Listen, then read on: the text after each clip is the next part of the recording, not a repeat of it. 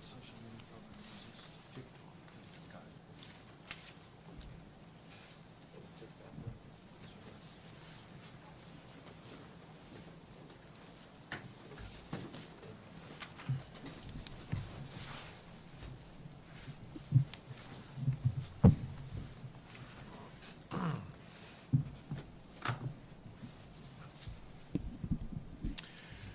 Thank you, everybody, for joining with us here today. And in particular, I want to express my gratitude to the Director of the Texas Department of Public Safety, Director McCraw, General Norris, who is the Adjutant General for the Texas National Guard. We have with us Brendan Judd, the President of the National Border Patrol Council. And I also want to thank all of the Texas Department of Public Safety troopers, agents, Texas Rangers, and all the members of the National Guard who were involved in Operation Lone Star. And I want to thank all of the Border Patrol agents who serve on the front lines every single day dealing with the challenges that we see increasing along the border. And then finally, I want to thank local law enforcement. Local law enforcement has been working side by side with the Texas Department of Public Safety as they've been going about the process of responding to the challenges on the border. So the Biden administration's open border policies have created an open season for human traffickers, for drug smugglers, for cartels and gangs.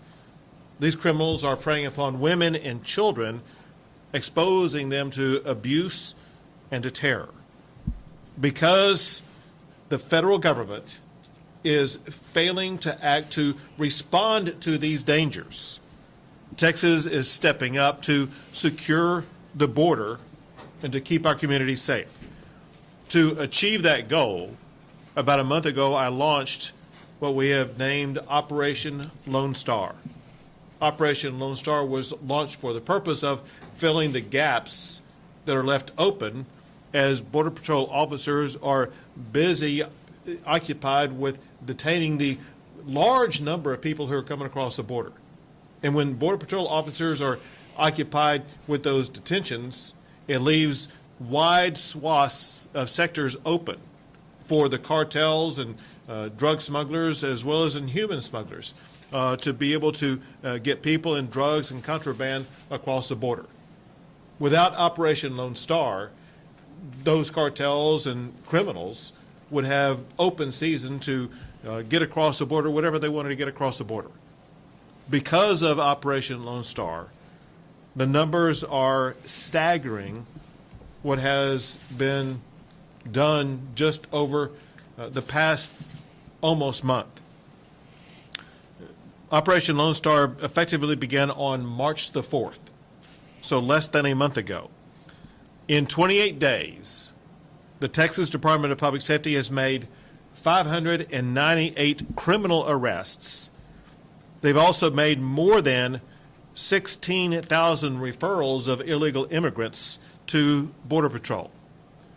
So the math on this is the Department of Public Safety made more than 21 arrests per day of criminal arrests, and they made more than 571 referrals of illegal immigrants per day to the Border Patrol. I want to give you just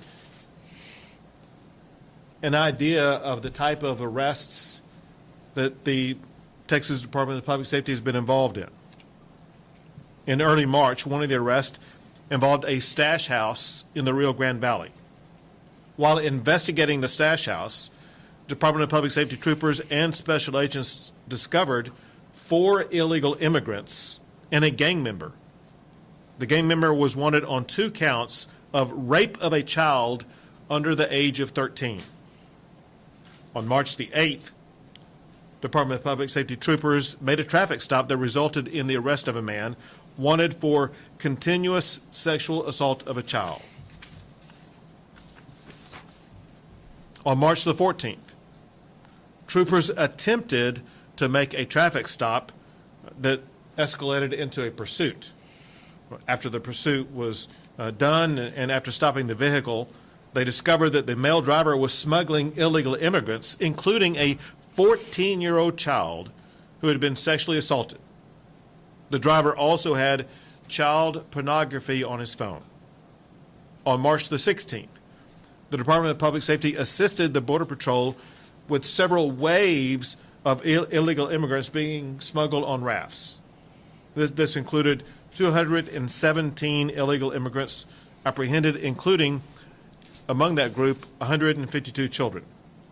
One of those children was a 6-month-old girl who was thrown into the river by smugglers. As Brendan Judd explained to me, there is a reason why smugglers and cartel members do things like throw a young child into the river. They know that when doing so, it will cause Border Patrol and Texas Department of Public Safety officers to focus on that child and to save that child like what they did do. When law enforcement is focused on saving a child, that opens the door to the opportunity for the drug smugglers and the cartels to engage in other crimes, and that's part of what happened. But to show you how abusive these people are, there was a mother among the group who was stomped on by the cartels and broke her leg. And that woman was also helped by the Texas Department of Public Safety working alongside the Border Patrol. Do we have Trooper Woodard with us? Right here. Trooper Woodard with the Texas Department of Public Safety was the trooper who was involved in the rescuing of that child as well as dealing with the mother who had a broken leg. Trooper, thank you for your service. Yes, sir. So this is just a small sample of the dangerous criminals that the Texas Department of Public Safety is apprehending and the horrific abuse these criminals inflict on their victims. A concern that we have is how brazen and open the drug cartels are getting in trying to recruit people here in the state of Texas to assist them in these crimes. I was provided these. I'm going to show you these two pictures if you can zoom in. These are two pictures from TikTok. And these are ads or videos and things that are being run by cartels on TikTok trying to recruit people in Texas to assist them commit their crime with the promise of money as well as other things. And it's rare, I am told, to see the cartels open or operate that openly so that it could be seen by law enforcement. But you can be assured now law enforcement will be following up, tracking down who these criminals are and doing whatever needs to be done to make sure that these types of operations will be shut down. Bottom line is this. Operation Lone Star is doing everything they can to keep our community safe. But this problem is not going to be fixed until the Biden administration does its job to secure our border and to get this crisis under control. Next, we will have Director McCraw. Thank you, Governor. Appreciate it.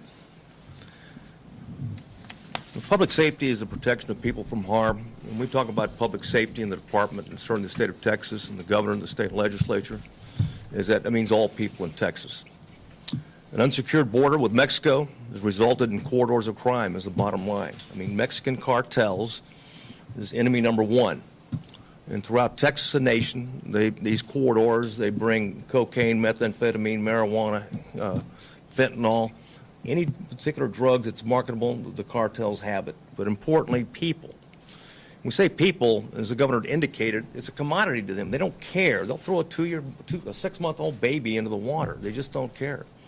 I mean, they will stash, they will starve, they'll beat, they'll rape, and they'll abandon these children. And so it's very important, and one of the things that the governor's number one priority is that when we fill these gaps, because make no mistake about it, when you put those many unaccompanied children and family units into one area, the Rio Grande Valley area, Border Patrol becomes overwhelmed. We saw it in 2014, we saw it in 2019, and we certainly see it right now.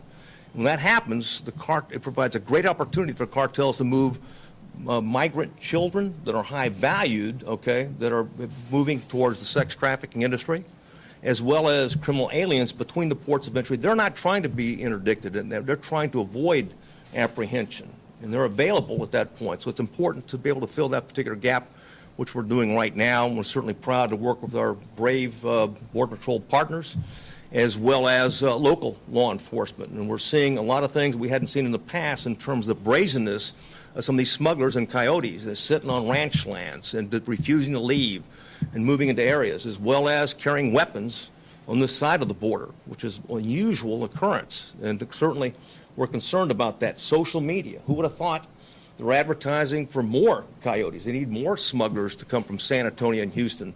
We didn't see that before. But again, this is a $1 billion a year industry by organizations that we've never seen before, the Mexican cartels. There's nobody more violent, more brazen, more depraved, and I'd say more cowardly in terms of what they do with women and children than the Mexican cartels. And they're enemy number one. They represent a domestic security threat to Mexico and certainly a public safety threat for all of Texans, and I would argue the nation as well. So thank you, Governor. We have an opportunity to be able to surge, and we're here to serve. And we're proud to protect and serve the state of Texas and work with our Border Patrol partners and certainly local law enforcement. Thank you, sir. Thank you. Among the other numbers that the Texas Department of Public Safety has achieved just over the less than 1 month, they, through this operation, have seized more than 14 pounds of cocaine, more than 23 firearms. They've arrested 9 people who have been identified as members of gangs, seized almost $1 million in currency. And so this is just the beginning of what is going to be an onslaught unless and until the Biden administration steps up and does something about it. Next is the Adjutant General for the Texas National Guard, General Tracy Norris. Thank you, sir. Sir, from the date you activated us on March 4th, within 5 days, we were activating the state active duty under the governor. Within 5 days, we had a number of observation posts and listening posts on the border in support of our Texas Department of Public Safety. Our role is to add eyes and ears to DPS as well as Customs and Border Protection in order to detect, identify, and recognize any activity, illegal activity that is going on, and call that in to DPS and the Border Patrol and make it quicker for them to be able to react to where that event is. Our soldiers are using multi-sensor systems that are able to detect, recognize, and identify that activity.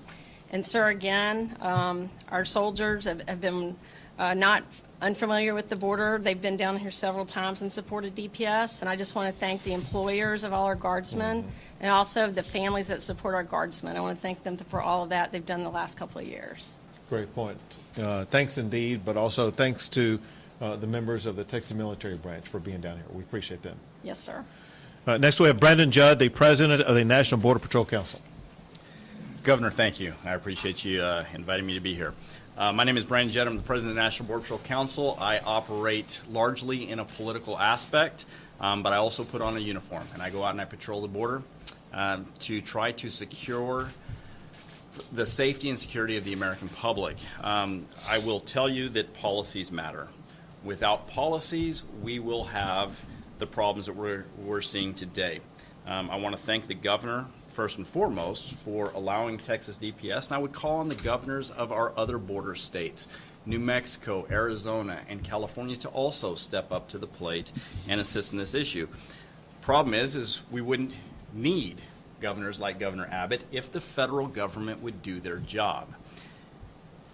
Because policies matter, and if we continue down the road that we're going to continue to see these numbers increase, and the safety and security of the state of Texas will be threatened, and the safety and security of the entire country will also be threatened. If we continue to allow people to cross our borders illegally, to be released into the United States pending a hearing sometime down the road, we're going to continue to see this problem rise. We must look for the solutions. And if the Biden administration wants to say that the Remain in Mexico program was inhumane, then he needs to look for a solution. You cannot get rid of a program that worked and was very effective and not replace it with something else. And that is, in fact, what the Biden administration did. There are solutions that can be had. If we were to set up courts to adjudicate these cases, then we would give relief to those individuals that deserve relief under U.S. law. We would also send back those individuals that are coming here to game the system, that never have an intent to leave this country, regardless of whether they receive an order of deportation. We can solve this issue and we can solve this problem. And by solving the problem, we can release Texas DPS to do the job that they were supposed to be set up for. But if we don't, then we're going to have to call on governors like Governor Abbott. And thank goodness Texas does have a governor that's willing to step up to the plate when the federal government fails. So again, Governor Abbott, I appreciate the time. I appreciate what you're doing and the resources you're devoting to an issue that you should not have to solve. Thank Federal you, government should and solve. thanks to the men and women of the Border Patrol. Thank you. We'll take a few questions. Yes, you speak up a little bit. If it's all right, can I ask Sure. Director, McCraw, some of those, so I have two questions. Sure. One is, we had heard that the Stark County surge of troopers there was going to last about 60 days. I was wondering how long it's going to last in total. And my second question is, of the arrests that were made, can you tell me if any of those included interdictions, special interest arrests, and also things like federal misdemeanors like illegally crossing the border? We don't arrest anybody for crossing the border illegally. We arrest smugglers, and there have been smugglers that we have arrested. As the governor talked about, over 16,000 IAs or illegal aliens, we came in contact with them. Those refer to the Border Patrol.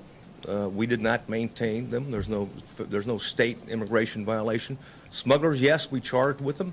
Drugs, as the governor talked about, marijuana and cocaine, we made arrests on those particular things. And stash houses where we have a smuggler. And of course, he documented 3 incidents in terms of we had sexual assaults on children, underage children that were coming here illegally and no doubt was exploited and will be continue to be exploited. Those are the majority of the type of criminal violations that we came in contact with that period of time. As for the duration, it depends on what happens on the ground. As they come and Border Patrol is swamped, I mean, the governor's made it very clear that the Department of Public Safety and National Guard is going to be there to support them, and we'll be continuing operations in that regard. The one thing that shifted from the last time that the governor had a press conference is Del Rio sector. It became the number 2 sector in Texas, and that's never happened before. We've had those types of numbers. So we got the call from not just the sector chief, but from the sheriffs. I know Representative Morales was very concerned about that area. So the governor had us increase our tempo and resources within the Del Rio sector as well. I can say that when we do that, we move to 12-hour shifts. We make sure we cover 24/7. We bring resources outside. So I hope that answers both your questions. Let me add some additional information because you did bring up one other topic I want to make sure you understood the answer to. You mentioned special interest arrest. I don't know if you were intending by that, but that is a term that's used that deals with people who come from countries with ties to terrorism. Is that what you were referring to? Sure. So we had discussions about that in our meeting before we came down here, where the discussion was that, yes, in fact, there have been people who are called special interest arrests, people who are coming from countries with ties to terrorism, and that's one of the extreme dangers that we face. And the people who are special interest coming from terrorist countries, they're not the kind of people who are going to walk up and turn themselves over to the Border Patrol or to DPS. They're the type of people that the cartels get a whole lot of money for to try to sneak through the gaps while the Border Patrol is occupied dealing with the children that they are dealing with. And that's exactly why the Biden administration needs to step up and explain to his fellow Americans that there are terrorists trying to get into the United States across the Texas border, and the federal government has to step up and do something about it. Is there a number of how many special interest results? There is, but we're not sure. We don't discuss them. So Minority Leader McCarthy, he highlighted this issue just a couple weeks ago when he was down on the border, and he learned that there were several individuals from special interest countries that had been arrested. I personally have arrested people from all over the globe, whether it be Poland, Russia, Bangladesh, Brazil. We deal with people that come from all over the world. The politicians want to make this an issue of Honduras, El Salvador, Guatemala, and Mexico, and it's just not. We get them from all over the world, and that's why it's so important that we have Texas DPS, because as the cartels continue to flood us with unaccompanied children, as they continue to flood us with family units, it takes our resources out of the field. And if it's not for the Texas DPS to plug those holes up, that the cartels are creating artificial gaps in our coverage, and if it's not for Texas DPS to plug those holes, we would have a lot more coming across into the United States. Go ahead. Elaborate No, I'm fine. on that baby that you mentioned, who rescued him and what happened to him after that? Yeah, why don't we, Trooper, why don't you Well, take the mask off? Bud? And here's a microphone. I think He was the one involved in it. A younger, much better looking version. so just tell them everything about what happened. Okay. I had established a lay-in position and seen the smugglers bringing approximately 6 people across on a raft. I gotten a little bit more brush on me, and the raft had gotten into a tree, just on the other side of a tree that had cane in it. I heard splashing and ayuda from a distressed woman. Once I have night vision on at this point, I climb into a tree and see that this woman is hanging onto a tree branch with the baby in her arm. The baby's in her arm and the water's going over the baby. So I got above her, kind of fell in, grabbed the baby, held the baby like a football, and helped the woman onto a tree branch. Positioned myself back on the tree and then walked out. I got up to the bank, and on the picture that you've seen, I start rubbing the chest of the baby because the baby wasn't moving at that point. Finally, seen that the baby started moving, started crying, and handed off the baby to a ranger, and then helped the other 5 back onto the bank. And Border Patrol knows about what happened to that baby? That baby was turned over to Border Patrol Resources, but that was a family unit. That was a woman and child. Most likely, because of the age of the child, most likely that those 2 individuals were released into the United States. Go ahead. Governor, Adolfo Muñiz with Spectrum News 1. What comment do you have about the fact that the Biden administration says that they are returning 80, 70-something% of the migrants back to Mexico? And this question also goes to the Border Patrol Council. Is that alleviating anything? How is that affecting? Is it true? What's not true about it?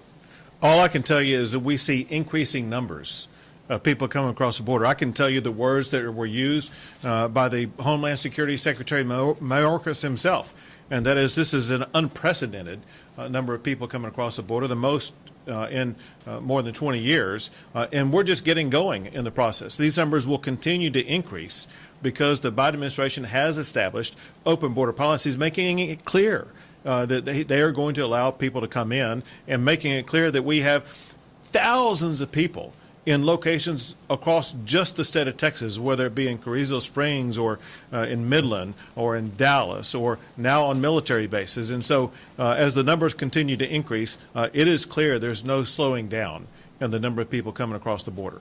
So to answer that question, you have to take a snapshot in time. And if you go back to Inauguration Day, yes, it was probably close to 80% of the people were, in fact, being expelled under Title 42.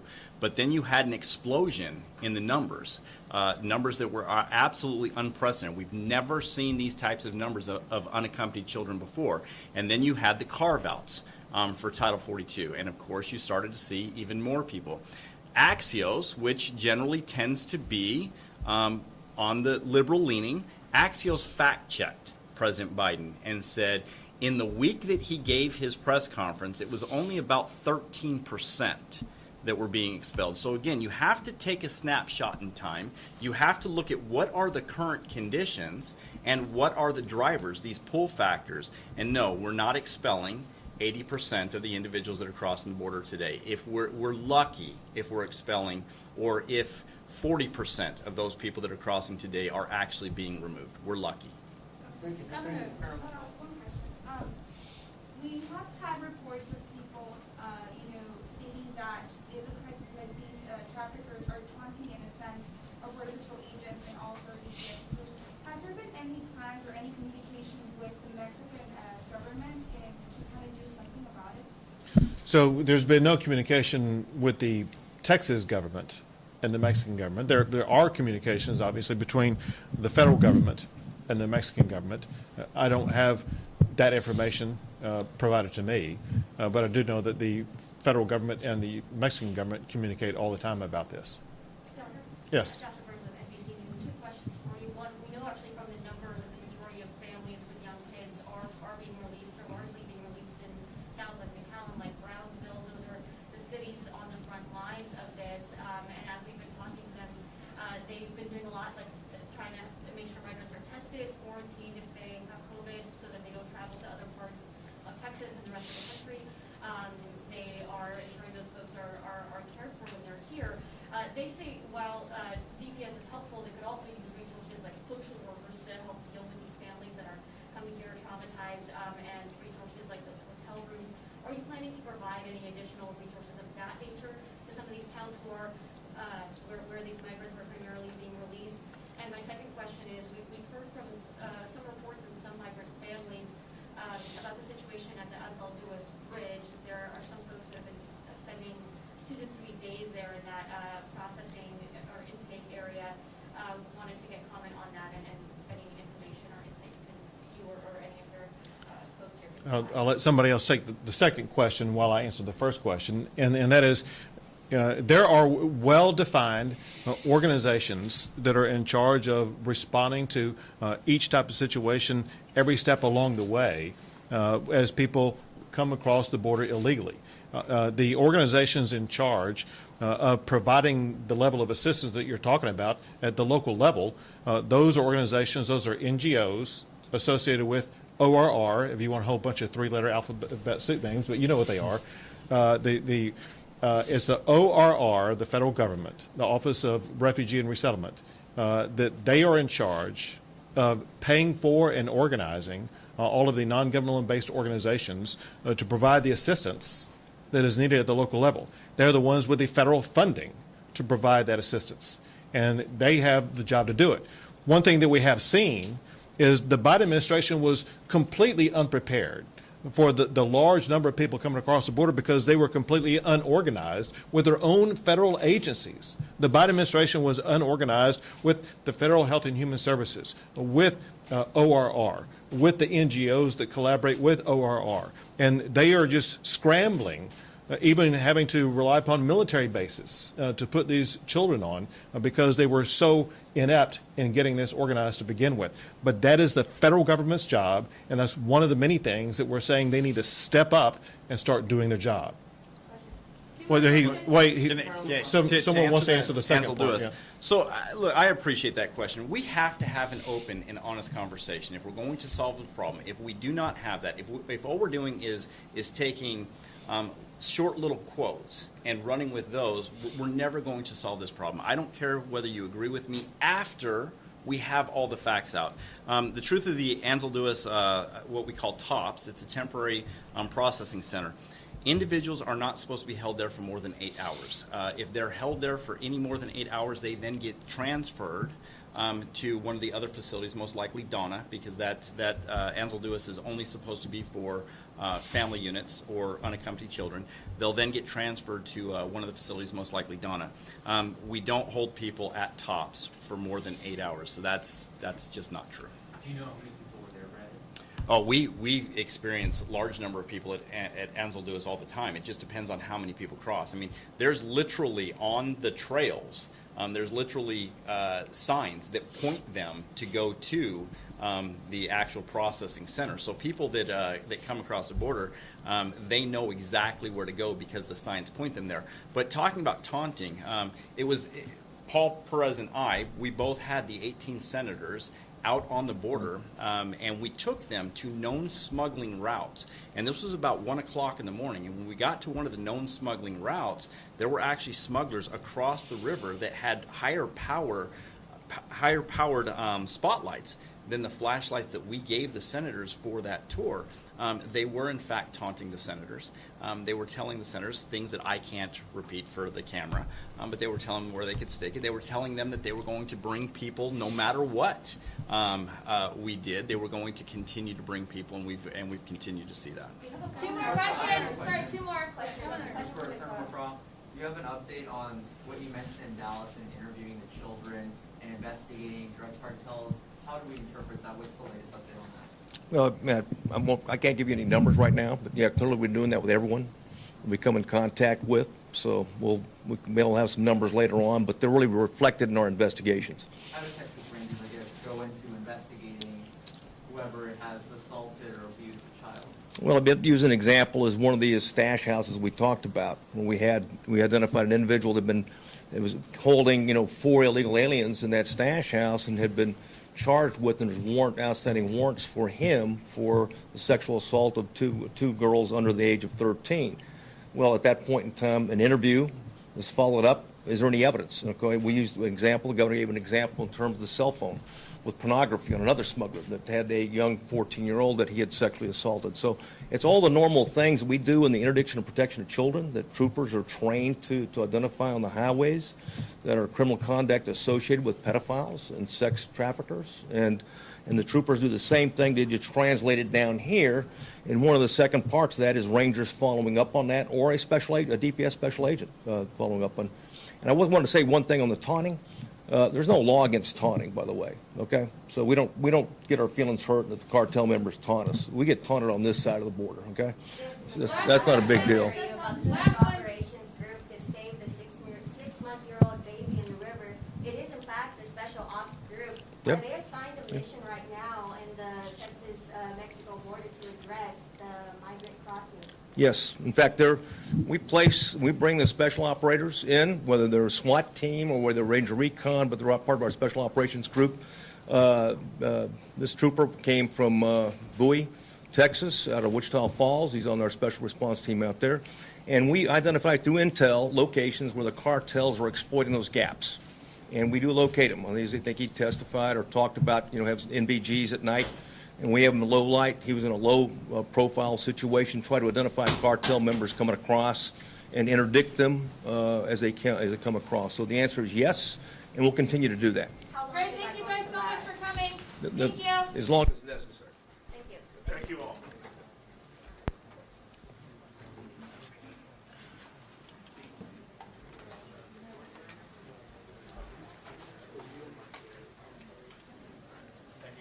Sure. I'm going to leave these out in case anyone wants to see them.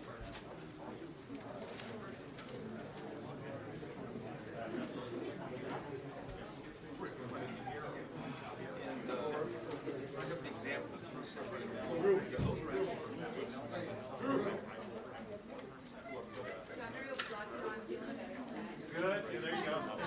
Good to see you again. You too, you too. Thank you. Oh, here you go.